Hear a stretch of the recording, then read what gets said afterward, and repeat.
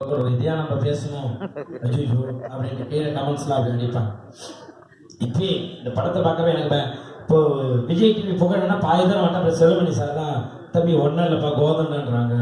அடுத்து விஜய் டிவி புகழ் வினோதத்துக்கு நான் பாதி தூரம் நிறைய இடத்துல அவார்டு வாங்க போகிறப்பையும் அதே சார் வந்திருக்கு. விஜய் டிவி புகழ்னா பாதி தூரம் போயிட்டு ஸ்டேஜ்லாம் தொட்டு கும்பிடும், எனக்கு என்னை தாண்டி ஒருத்தர் மேலே போயிட்டு இருப்பாங்க. விஜய் டிவி புகழ் தீனா அப்படின்வாங்க. ஓகே, அந்த மாதிரிலாம் நடந்திருக்கு. ஸோ எனக்கு அதை தாண்டி தேசிய ராஜா 2ல் எனக்கு கண்டிப்பாக எனக்கு ஒரு நல்ல ஒரு வாழ்க்கையை கொடுத்துருக்காரு ஏவி சார். ஏன்னா நிறைய படங்கள் நான் பண்ணியிருக்கேன்.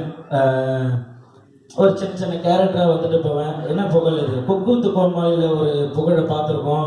அப்படி உழுந்து ஒரு விஷயம் பண்ணுறீங்கன்னா சினிமாவில் ஒரு அந்த அளவு ஒரு இது இல்லைன்னு சொல்லியிருக்காங்க நிறைய.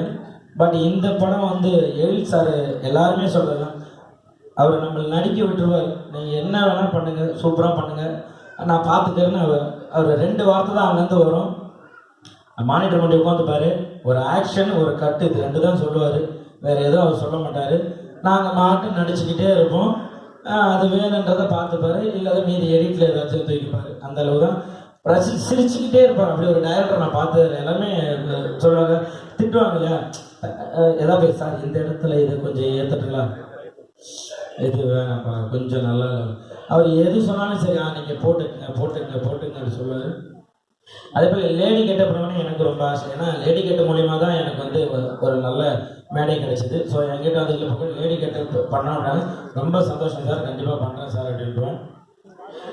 அதே போல் விமல் சார் நான் ஆக்சுவலாக சினிமாவுக்கு வந்ததுக்கப்புறம் நான் பழகிறதுல எனக்கு ஒரு 2 பேர் டெய்லியும் பேசிப்போம். மாதத்தில் ஒரு 25 நாள் 30 நாள் ஜாலியாக பேசிக்கிறோம். அப்படின்னா ஒன்று சசிகுமார் சார், இன்னொன்று விமல் சார். சும்மாவே ஃபோன் பண்ணி ஜாலியாக பேசிப்பேன். என்ன தம்பி என்ன பண்ணுறீங்க, எங்கே இருக்கீங்க சாப்பிட்டீங்களா அப்படின்ட்டு இவரும் பேசுவார். சசிகுமார் சார் 2 பேருமே அவ்வளோ அந்த ஒரு போட்டி பொறாமை எதுவுமே கிடையாது. யார் வந்தாலும் சரி அவங்க கூட ஜாலியாக பழகக்கூடிய வருது. அந்த அளவு வருது. அவர் கூட பழகந்து ரோபோ மாமா ஜனா ப்ரொடியூசர் சார் அன்றைக்கி ஷூட்டிங்க்கு வந்திருந்தார். என்ன போகிறார் ப்ரொடியூசர் சாரே போகிறார், என்ன விஷயம்னு கேட்டாங்க. என்னையும் ரவிபிரியா சாரையும் பார்க்க வந்தாங்க.